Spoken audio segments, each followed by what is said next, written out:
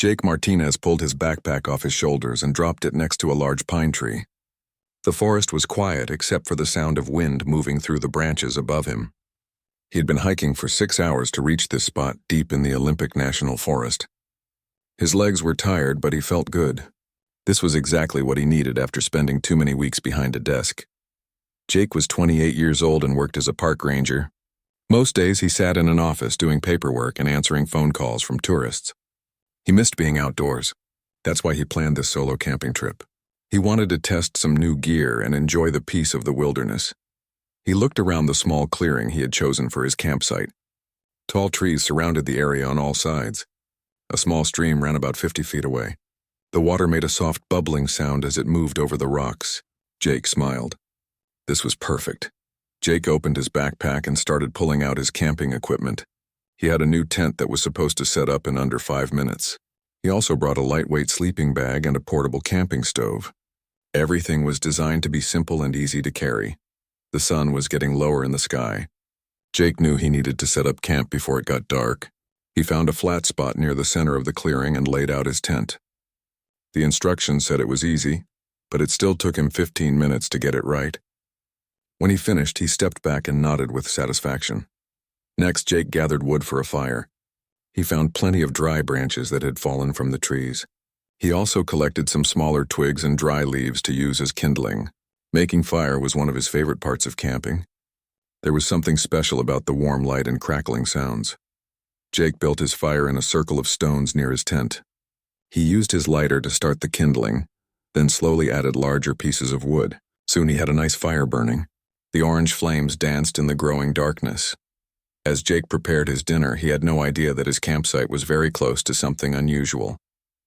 3 days earlier, a small spacecraft had crashed in the forest only half a mile away. The ship was hidden under thick trees and no human had found it yet.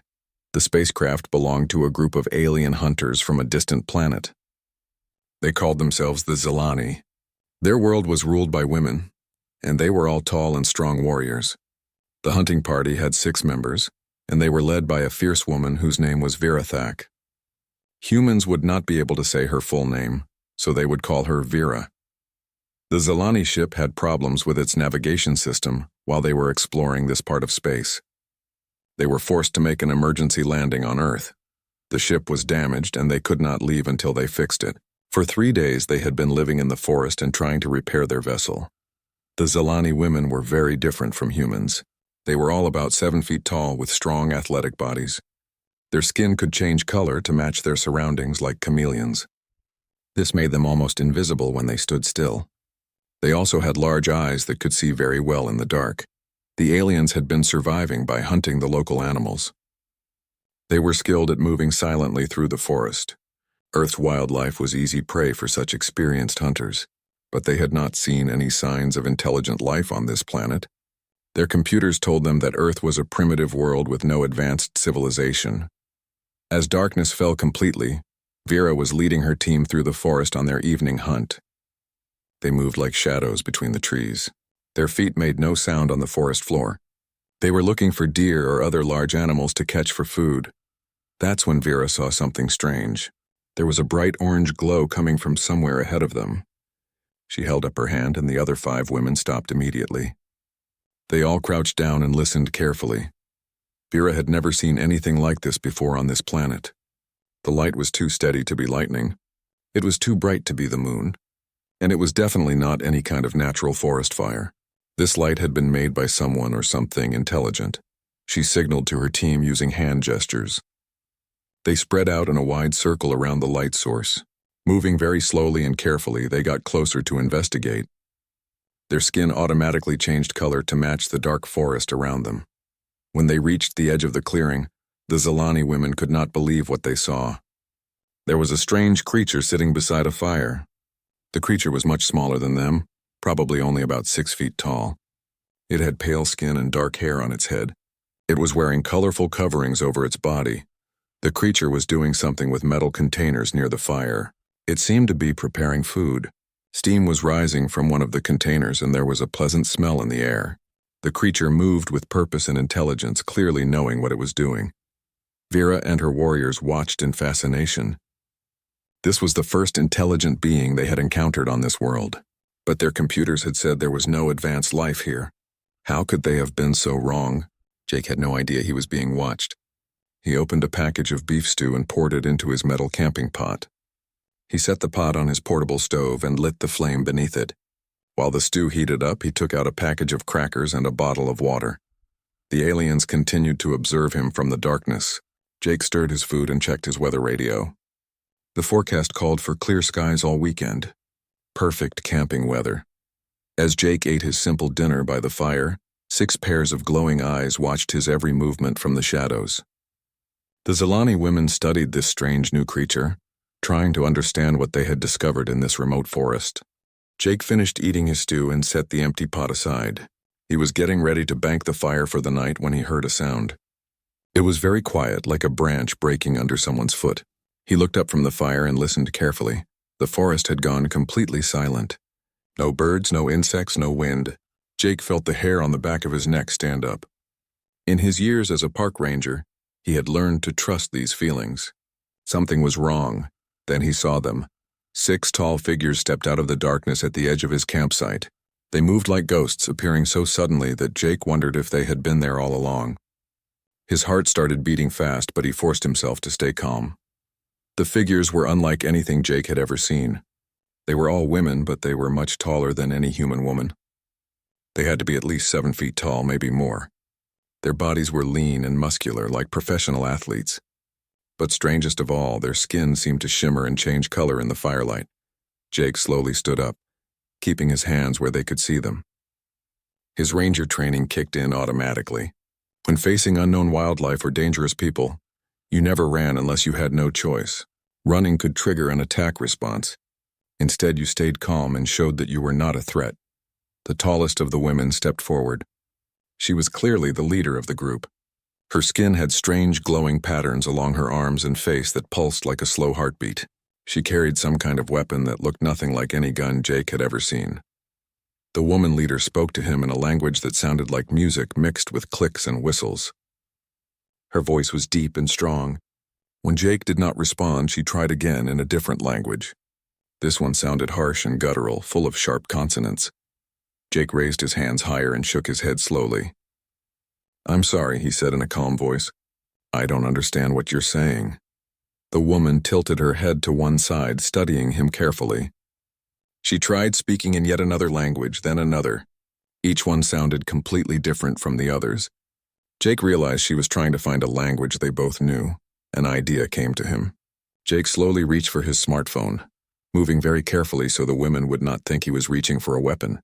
The leader's weapon tracked his movement, but she did not stop him. Jake held up his phone so they could see it, then opened his translation app. He spoke into it clearly. "Hello, I am a friend. I mean no harm." The app translated his words into Spanish, then French, then German. He played each translation out loud, hoping one of them might be familiar. The alien women listened with interest, but none of them responded. Jake tried a few more languages, but it was hopeless. His phone only had human languages programmed into it. These beings were clearly not from Earth. Setting his phone aside, Jake picked up a stick from near the fire. The aliens tensed, ready to fight, but Jake moved slowly and deliberately. He knelt down and began drawing in the dirt beside the fire. First, he drew a simple circle to represent the sun. Then he drew a smaller circle orbiting around it to represent Earth. He pointed to the ground, then to his drawing of Earth. "Home," he said clearly.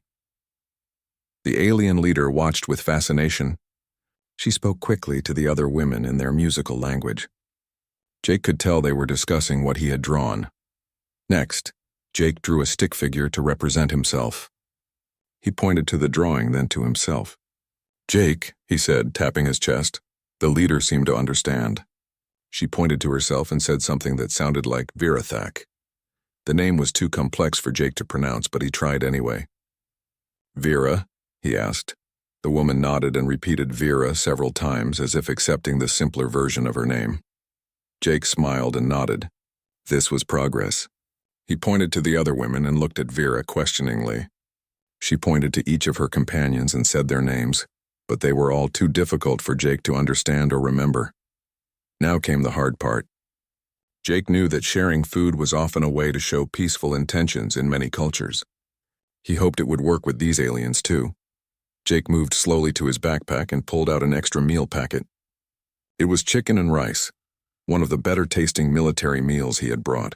He held it up so they could all see it, then opened the package carefully. The aliens watched him suspiciously. When Jake heated the meal on his stove, they whispered among themselves. The smell of the food seemed to interest them, but they kept their distance. When the meal was ready, Jake took a large spoonful and ate it himself.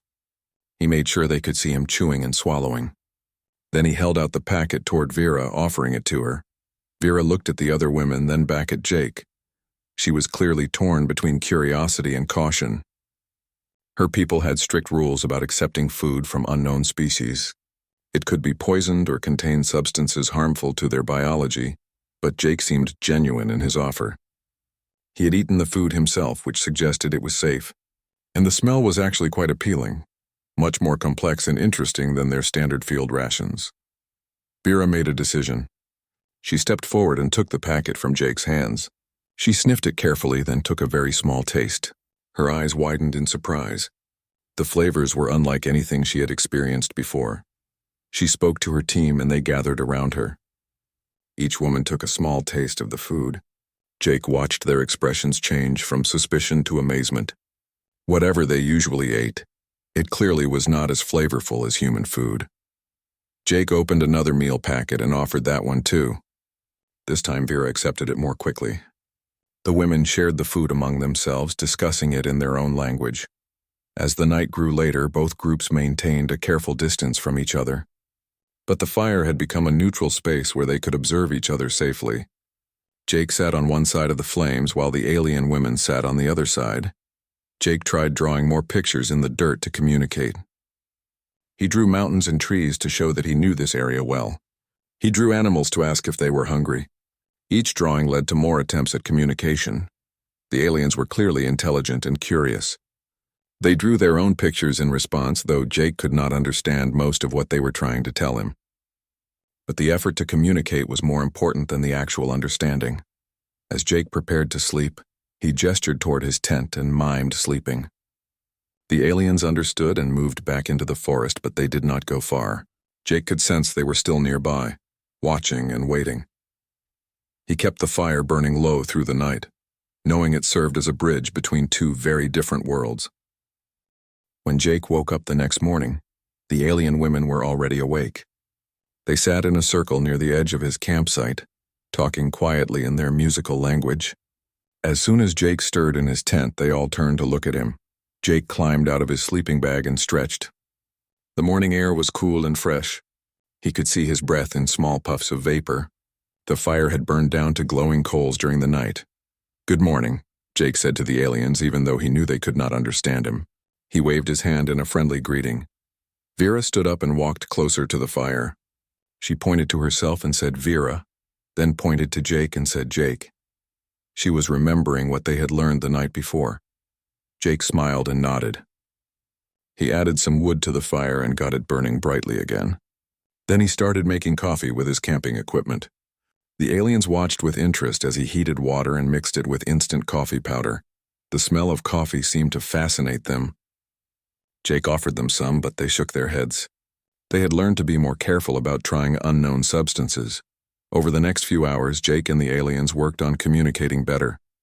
They used more drawings in the dirt, hand gestures, and simple demonstrations. Slowly, Jake began to understand their situation. Vera drew a picture of what looked like a strange vehicle. She pointed up at the sky, then pointed to the forest around them. Jake realized she was showing him that they had come from space and crashed in the woods. The drawing of their vehicle looked damaged. Vera drew broken lines and made gestures that suggested it was not working properly. Jake understood that they were stuck here and could not leave. Jake pointed to each of the women and tried to learn their names. Vera helped him by saying each name slowly and clearly. There was Kira, who seemed to be Vera's second in command. There was Bethana, who carried the most weapons. Danaville appeared to be their technology expert. Miraseth was the strongest looking of the group. And there was Linika, who seemed younger than the others and might be their scout. As the day went on, Jake began to understand what they needed. They drew pictures of various objects and materials. Some of their drawings looked like electronic components. Others looked like metal parts or tools. Jake had an idea. He took out his smartphone and showed them photos he had taken of old ranger stations and equipment sheds scattered throughout the forest. Many of these buildings had been abandoned for years but still contained tools and electronic equipment. The aliens gathered around Jake's phone, amazed by the device. They had not realized that this apparently primitive creature possessed such advanced technology. The photos showed exactly the kinds of materials they needed for their repairs. But what impressed the aliens even more was Jake's knowledge of the forest itself. When he drew a map in the dirt showing the locations of different ranger stations, they realized he understood this vast wilderness better than they did. Jake led them on a walking tour around his campsite. He showed them which plants were safe to eat and which ones were poisonous. He pointed out hidden water sources that were not visible from a distance. He demonstrated how to find dry firewood even after rain and how to build shelter using only natural materials. To the aliens, the forest had seemed empty and useless except for the animals they could hunt. But Jake revealed a complex ecosystem full of resources they had never noticed. Every plant, rock, and stream could be useful if you knew how to use it. The most impressive moment came when Kira's equipment harness broke. It was some kind of advanced belt that held her weapons and tools. The harness was made from what looked like living material that had torn when it caught on a sharp branch. Kira was clearly upset about the damage. The harness seemed important to her, maybe even essential for her job. She showed the torn section to Vera and the other women. They examined it carefully but shook their heads. They did not have the right materials to fix it properly. Jake asked to look at the harness. The women were hesitant at first, but Vera finally allowed it. Jake studied the torn section carefully. The material was unlike anything he had ever seen, but the basic problem was simple. It needed to be held together and reinforced. From his backpack, Jake pulled out several items that made the aliens laugh. They clearly thought his equipment was crude and primitive. He had paracord, which was just strong rope. He had duct tape, which was sticky gray tape. And he had plastic zip ties, which were simple fasteners. Using these basic materials, Jake repaired Kira's harness. He reinforced the torn area with multiple layers of tape, then wove paracord through strategic points to distribute the weight. Finally, he used zip ties as backup fasteners in case anything else broke. The aliens watched this repair job with amusement. Their technology was obviously far more advanced than Jake's simple tools. They expected his crude fix to fail immediately, but when Kira put the harness back on and tested it, something amazing happened. The repair held perfectly. In fact, it seemed stronger than the original material. Jake's combination of different materials created a repair that could handle more stress than the bioengineered harness had been designed for. The aliens were stunned. They talked excitedly among themselves, pointing at the repaired harness and then at Jake's tools. How could such primitive materials create a better result than their advanced technology? That evening, as they sat around Jake's fire again, Vera tried to explain something important to him. She drew pictures of many different worlds in space. Some worlds had cities and technology. Others were empty of intelligent life. She pointed to her drawing of Earth and made gestures that Jake did not like. She seemed to be saying that her people thought Earth was an empty world, good only for taking resources. The way she drew it made Jake think they planned to strip the planet of everything valuable. Jake quickly drew his own pictures. He showed cities full of people. He drew roads connecting different places. He drew airplanes flying through the sky and ships sailing on the ocean. He was trying to show Vera that Earth was not empty at all. Vera looked at Jake's drawings with surprise. If what he was showing her was true, then her people had made a serious mistake. Earth was not a primitive world ready for resource extraction. It was a planet full of intelligent beings who had built their own civilization. This changed everything. The Zilani Empire had rules about dealing with other intelligent species. They could not simply take what they wanted from a world that already belonged to someone else.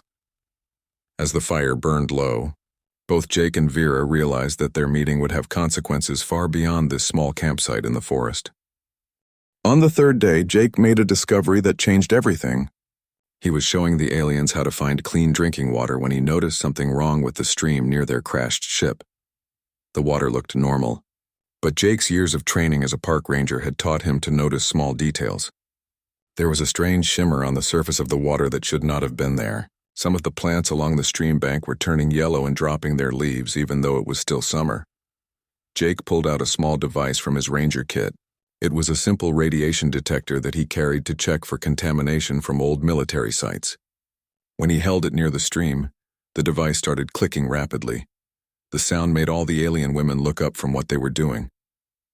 Jake's face was very serious as he checked the device again. The clicking sound was getting faster, which meant the radiation was getting stronger. Jake tried to explain to Vera what the device was detecting. He drew pictures of invisible danger coming from their ship. He showed how the contamination was flowing into the stream, then into bigger rivers and finally to places where millions of people lived.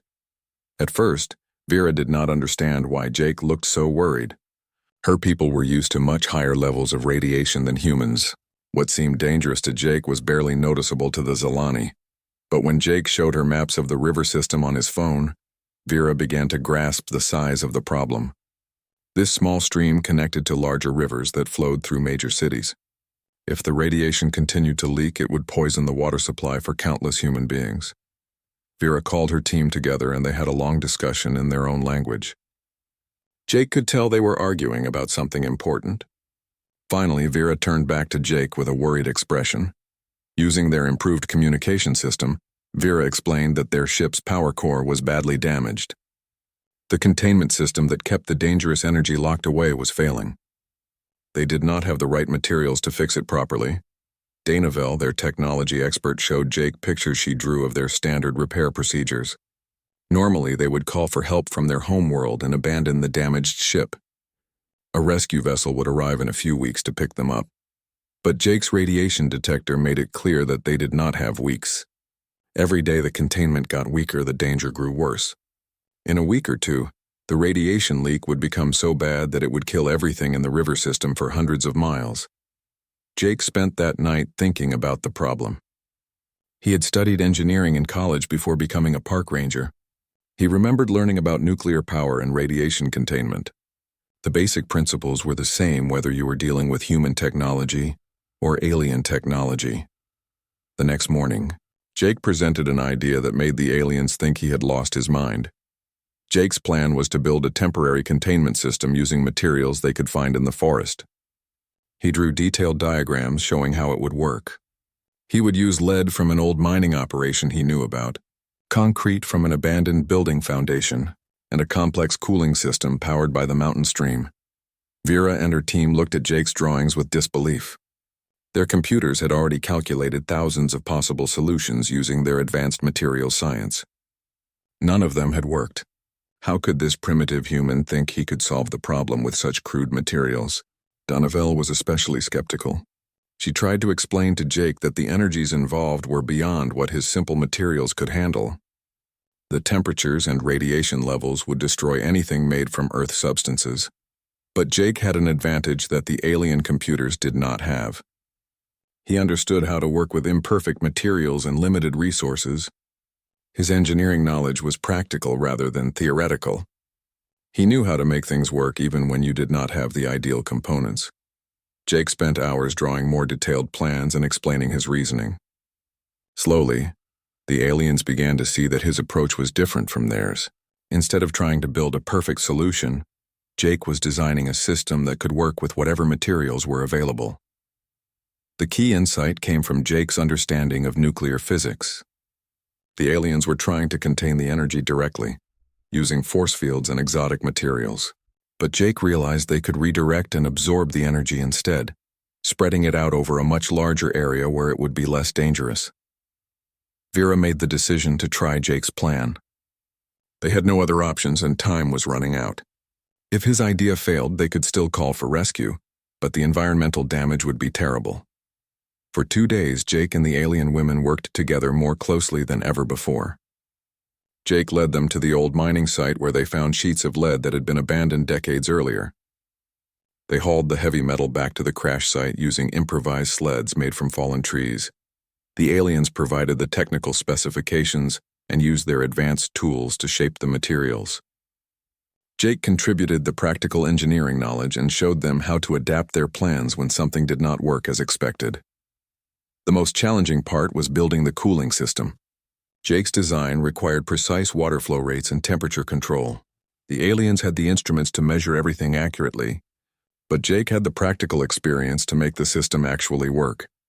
When materials broke or did not fit properly, Jake showed them how to improvise. He taught them to use rocks and mud as temporary supports while they built more permanent structures. He demonstrated how multiple weak materials could be combined to create something stronger than any single component. The aliens were amazed by Jake's ability to find solutions with whatever was available. They were used to having specialized tools for every task. When the right tool was not available, they usually gave up and tried a different approach, but Jake never gave up. When one method failed, he immediately thought of 3 other ways to achieve the same result. His mind seemed to work differently from theirs, finding possibilities they had never considered.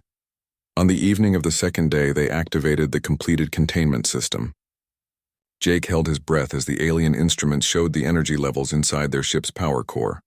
The system worked perfectly. In fact, it worked better than the aliens' own calculations had predicted. The radiation levels in the stream dropped to normal within hours. The environmental crisis was over. Vera and her team stared at their instruments in amazement. Jake's primitive materials and simple engineering had accomplished something their advanced technology could not do. They began to realize that they had seriously underestimated human capabilities.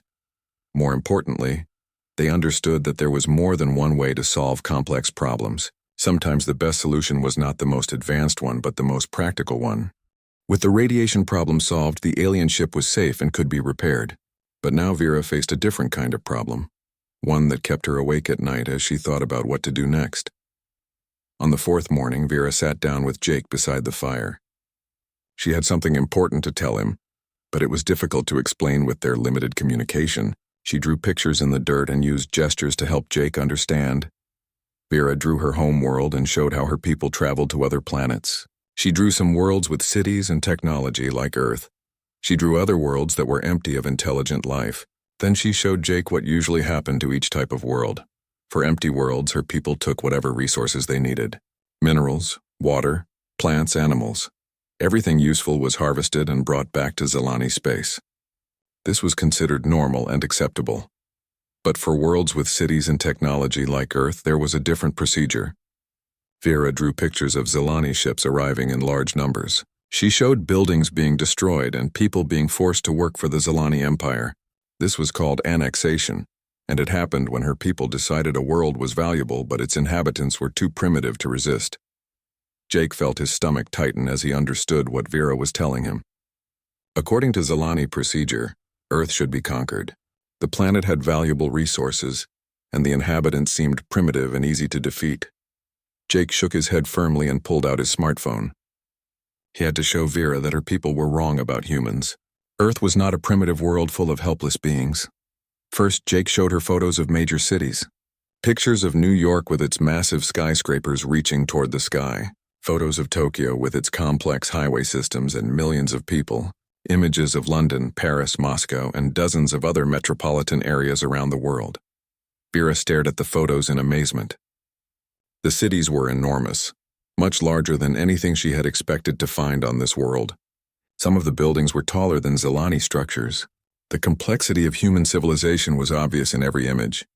Next, Jake showed her pictures of human technology. Airplanes carrying hundreds of passengers across continents. Massive ships crossing the oceans loaded with cargo. Satellites orbiting the planet and sending communications around the world. Space stations where humans lived and worked above the atmosphere. But the most important photos were the ones showing human military power. Jake showed her images of nuclear weapons and their destructive capability. He drew diagrams explaining how many of these weapons existed and how they could destroy entire continents. Vera's eyes grew wide as she realized what she was seeing. These humans were not primitive at all. They had weapons that could devastate planets. They had technology that could reach space, and there were billions of them spread across the entire world. Any attempt to conquer Earth would result in a terrible war that neither side could truly win. The Zilani might have superior individual technology, but humans had numbers, determination, and weapons capable of destroying everything. Jake went on to explain something even more important than human military power. He showed Vera pictures of human history, focusing on times when other groups had tried to conquer them. Romans, Mongols, Napoleon, Hitler. All had tried to dominate other humans and all had eventually failed. Humans had a long tradition of fighting against anyone who tried to control them. Even when they were outmatched by superior technology or larger armies, they found ways to resist. They would rather die fighting than live as slaves. But Jake also showed Vera something else about humans. He showed her pictures of international cooperation, the United Nations bringing different countries together to solve problems, scientists from many nations working together on space exploration, international teams responding to natural disasters and helping strangers in need. Humans were capable of incredible cooperation when they chose to work together rather than fight. They could accomplish amazing things when different groups combined their knowledge and resources. As Jake explained all of this, Vera began to understand why his actions over the past few days had been so impressive. Jake had not tried to dominate or control the situation when he found aliens in his forest. Instead, he had offered help and cooperation. He had shared his food, his knowledge, and his skills freely. When faced with the radiation crisis, Jake had not looked for ways to benefit himself. His first concern was protecting the environment and the millions of humans who depended on clean water downstream. He had worked tirelessly to find a solution that would help everyone. This was exactly the kind of thinking the Zilani Empire needed, but rarely found. Most of the species they encountered either submitted immediately or fought to the death. Few had the combination of intelligence, creativity, and cooperative spirit that Jake had demonstrated. Vera made a decision that would change the future of both species. Instead of filing a standard conquest report, she would recommend Earth for diplomatic contact and potential alliance. Her people needed to learn from humans, not conquer them. The Zilani Empire was constantly expanding into new regions of space, where their standard technology and procedures often failed. They needed the kind of adaptive problem-solving abilities that humans possessed. They needed people who could find solutions with limited resources and work together across cultural boundaries. Over the next 2 days, Jake helped the aliens gather the final materials they needed to complete their ship repairs. He led them to several more abandoned sites where they found useful components. He also taught them more about finding and using natural materials from the forest. When the ship was finally ready to fly, Vera made Jake an offer that surprised him.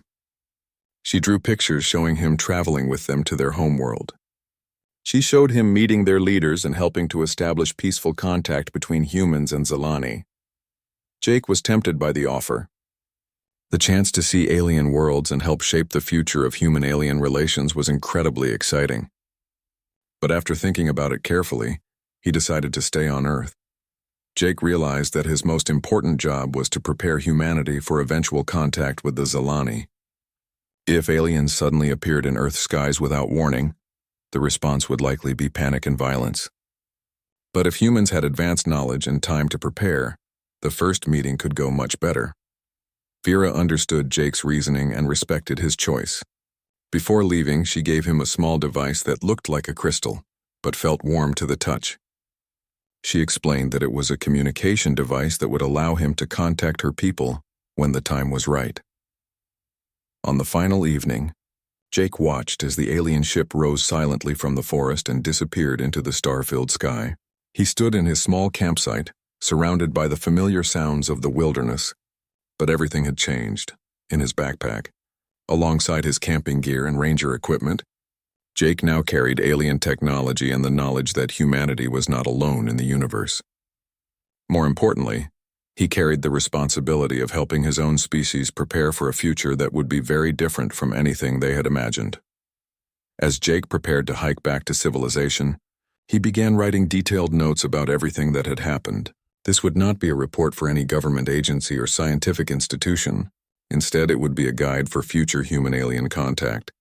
Written by someone who understood that the greatest strength of both species was their willingness to work together, rather than fight. Jake smiled as he wrote. This was just the beginning of a much larger story.